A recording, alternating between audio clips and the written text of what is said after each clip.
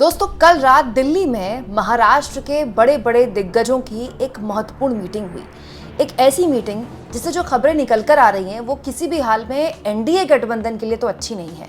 हालांकि महाराष्ट्र के अंदर इंडिया गठबंधन के अंदर भी बहुत सारे फ्रैक्शंस उभर कर आ रहे हैं। सब कुछ मैं आपको तफसील से बताऊंगी। साथ में आपको ये भी बताऊंगी दोस्तों कि महाराष्ट्र में कैसे एनडीए सहयोगियों को देखना चाहिए।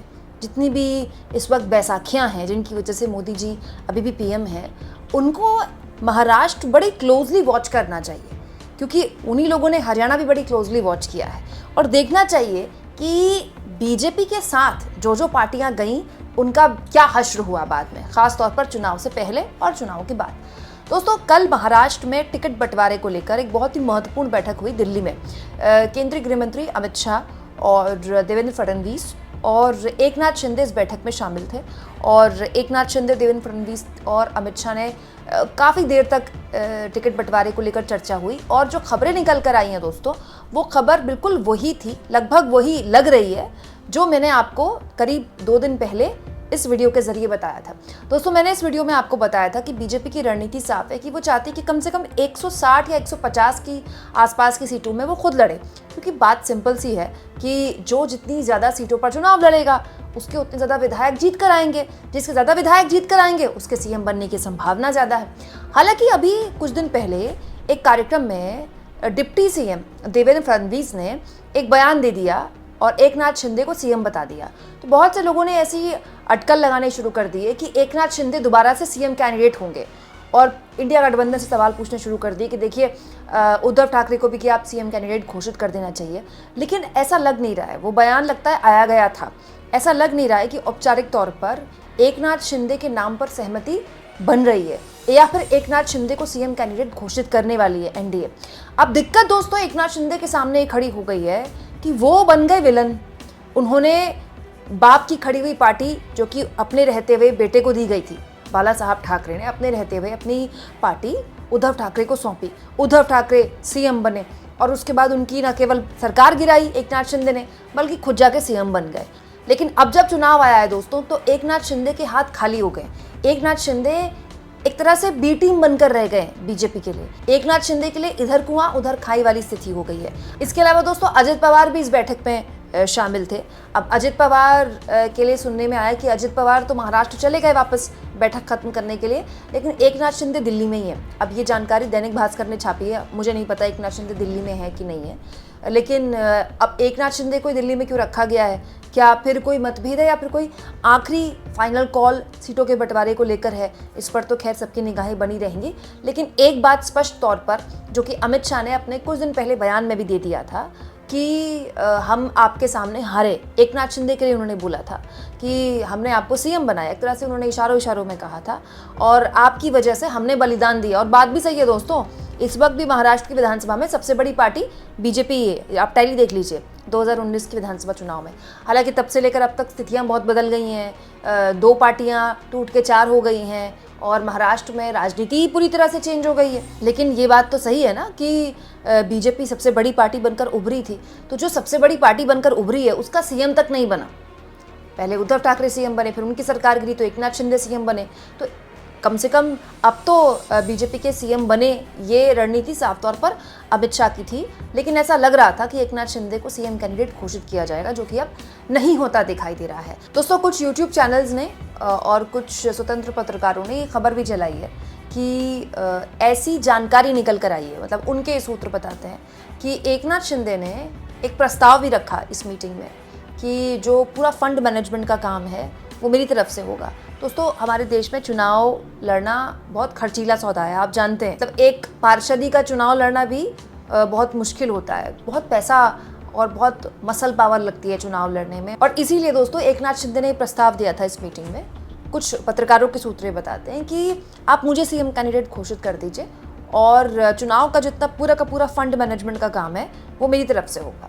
इसको लेकर भी अमित शाह ने और बीजेपी का रुख साफ है कि ऐसा कुछ भी वो नहीं करने वाली। बात भी सही है दोस्तों, जिनकी ये खबर है, जो ये पत्रकार कहते हैं कि ऐसा कोई प्रस्ताव एकनाथ शिंदे ने रखा, तो एकनाथ शिंदे इस तरह का प्रस्ताव रखने से पहले जानते नहीं है क्या कि वो किससे बात कर रहे हैं। मतलब दुनिया की सबसे बड़ी पार्टी, देश की सबसे रईस पार्टी पैसे की कमी थोड़ी है बीजेपी के पास। और जहां तक बात है दोस्तों फंड मैनेजमेंट की, तो ये तो बात सही है कि एकनाथ शिंदे ने प्रस्ताव दिया नहीं दिया वो तो खैर मीटिंग के अंदर की बात है, लेकिन ये तो हम सब जानते हैं ना कि पिछले 2-2.5 हफ्तों में या फिर ये कह ले पिछले 1 महीने में मतलब ऐसे चुनावी ऐलान हुए हैं, ऐसी रेवड़ियां बटी हैं कि थोक के भाव में शब्द भी छोटा पड़ जाए। लोग तो ये भी कहते हैं कि हरियाणा के साथ महाराष्ट्र के चुनाव इसलिए नहीं कराए गए ताकि लाडली बहन योजना की 1-2 किस्तें आ जाएं। लाडली बहन योजना जारी की गई, इसके अलावा मुसलमानों को खुश करने के लिए भी कई योजनाओं का ऐलान कर दिया गया। मतलब ज़बरदस्त तरीके से रेवड़ियों का भंडार लगा दिया है एकनाथ शिंदे सरकार ने। तो ये तो ऑन द रिकॉर्ड है, ये तो सभी देख रहे हैं। विपक्ष तो ये भी कह रहा है कि आपके पास पैसा कहाँ से आएगा, आप पूरी की पूरी अर्थव्यवस्था महाराष्ट्र की आप डामाडोल कर रहे हैं और 2-3 महीने बाद तो सरकारी कर्मचारियों को तनख्वाह देने तक के पैसे नहीं होंगे। लेकिन चुनाव जीतने के लिए हर पार्टी ये करती है खैर। लेकिन अभी फिलहाल जो स्थितियां एनडीए से निकल कर आ रही हैं दोस्तों वो अच्छी तो बिल्कुल नहीं है, क्योंकि आप खुद सोचिए दोस्तों एकनाथ शिंदे के पास अब विकल्प क्या बचा है। ऐसा तो है नहीं कि एकनाथ शिंदे कोई विधायक हैं या कोई सांसद हैं या कोई पार्षद है कि उनकी बीजेपी में बात नहीं बनी तो वो कांग्रेस में चले जाएं, कांग्रेस में बात नहीं बनी तो वो उद्धव ठाकरे के साथ चले जाएं, उद्धव ठाकरे के साथ बात नहीं बनी तो वो शरद पवार के साथ चले जाएं, और किसी से बात नहीं बनी तो निर्दलीय खड़े हो जाएं। एकनाथ शिंदे मुख्यमंत्री हैं। जब आप मुख्यमंत्री बन गए हैं प्रदेश के तो उससे ऊपर का तो कोई पद बचा नहीं है अब। हाँ, ये बात सही है कि देवेंद्र फडणवीस को मुख्यमंत्री बनाकर डिप्टी सीएम बना दिया बीजेपी ने, लेकिन बीजेपी ने किया ना वो अपने नेता के साथ। एकनाथ शिंदे थोड़ी अपने साथ ऐसा होने देंगे। अब बड़ी बात यह है दोस्तों, बड़ा सवाल ये है कि अब एकनाथ शिंदे के बारे में आप सोचिए उनके लिए कितनी उहापोह की स्थिति है। अब वो वापस उद्धव ठाकरे के पास जा नहीं सकते। अगले से आपने पार्टी छीन ली, सिंबल छीन लिया, तो आप दोबारा थोड़ी जाएंगे कि लीजिए आपकी पार्टी, लीजिए आपका सिंबल। और बीजेपी के साथ रहते हैं तो हमेशा ही अब उन्हें बीजेपी की बी टीम की तरह रहना होगा। या फिर दोस्तों राजनीति की आसान भाषा में बात की जाए तो अजित पवार और एकनाथ शिंदे अब हमेशा के लिए बीजेपी की बी टीम बनकर रह गए महाराष्ट्र में। अजित पवार के पास तो फिर भी दरवाजे खुले हुए हैं, वो तो हमेशा शरद पवार के साथ मिलते रहते हैं, उनका तो चाचा भतीजे वाला रिश्ता है। और अजित पवार कब किसके साथ चले जाएं और शरद पवार कब किसको अपने साथ ले लें तो खैर महाराष्ट्र की जनता ही जानती है।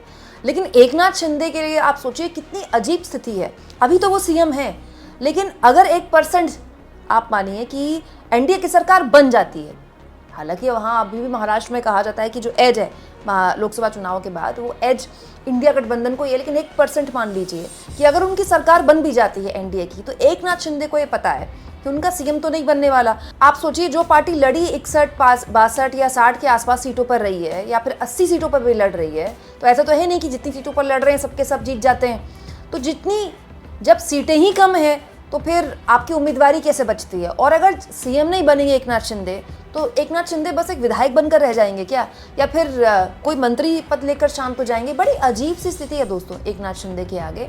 और ये एकनाथ शिंदे के लिए नहीं दोस्तों, एनडीए के जितने भी सहयोगी हैं वो बड़े गौर से वॉच कर रहे होंगे। हरियाणा चुनाव में भी सबने देखा दुष्यंत चौटाला को ठीक चुनाव से 1 साल पहले दूध की मक्खी की तरह उठाकर फेंक दिया बीजेपी ने, और आज दुष्यंत चौटाला की राजनीति पर क्वेश्चन मार्क खड़ा हो गया। हालांकि उनके पास बहुत लंबा वक्त है, उम्र कम है दुष्यंत चौटाला की, उनके पास राजनीति के 50 साल हैं। हमारे देश में राजनीति कब रिवाइव कर जाए किस पार्टी की किस नेता की कुछ कह नहीं सकते, लेकिन दुष्यंत चौटाला हरियाणा की राजनीति में फिलहाल के लिए तो शून्य हो चुके हैं।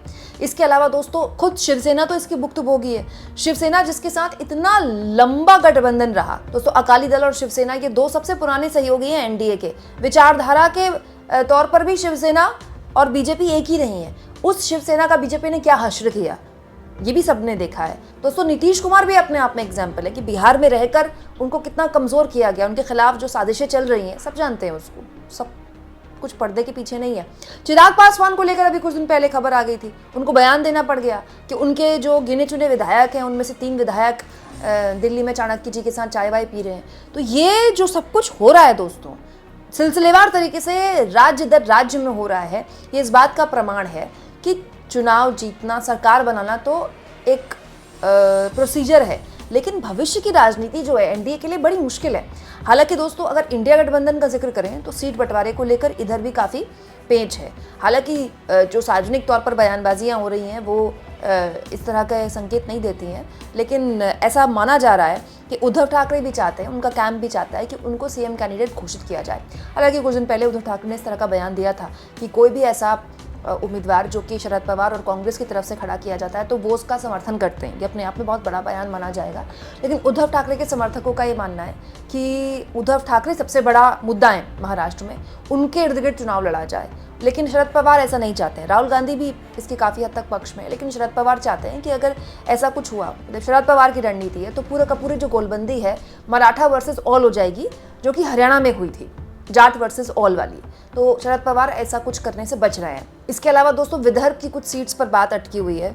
कांग्रेस विदर्भ की कुछ सीटों में अपना शेयर ज़्यादा चाहती है क्योंकि लोकसभा में उसने अच्छा किया था और विदर्भ की सीटों में कांग्रेस वापसी करती दिखाई दे रही है। उद्धव ठाकरे भी यहाँ सीट चाहते हैं, लेकिन शरद पवार का कहना है कि उद्धव ठाकरे का विदर्भ के इलाके में आना ठीक नहीं है, उनकी पार्टी का यहाँ आना ठीक नहीं है। हालांकि जानकार तो ये भी कह रहे हैं कि उद्धव ठाकरे की पार्टी ये सब इसलिए कर रही है क्योंकि उनको जो मुंबई वाला इलाका है, जिसके किंग माने जाते हैं उद्धव ठाकरे, हमेशा से ही मुंबई वाले इलाके में बाला साहब ठाकरे का जो रुतबा है, जो ऑरा है, वो बढ़ा रहा है। और शिवसेना ने शानदार प्रदर्शन भी किया लोकसभा चुनाव में।